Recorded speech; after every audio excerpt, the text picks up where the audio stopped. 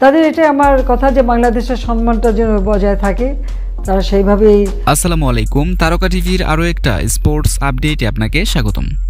এবার বাংলাদেশের বিশ্বকাপ খেলা নিয়ে কি বললেন প্রধানমন্ত্রী শেখ হাসিনা, বিস্তারিত জানতে পুরো ভিডিওটা না টেনে সম্পূর্ণ দেখতে থাকুন।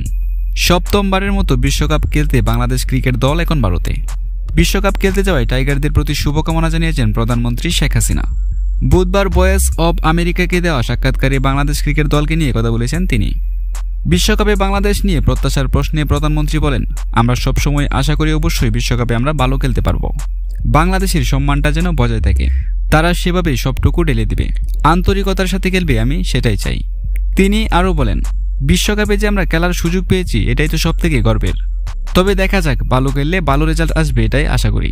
তাছাড়া বিশ্বকাপে বাংলাদেশকে নিয়ে অনেক আশাবাদী প্রধানমন্ত্রী। এদিকে বাংলাদেশ দলের জনপ্রিয় তারকা ক্রিকেটার তামিম ইকবাল না থাকায় দল অনেকটাই বিপাকে।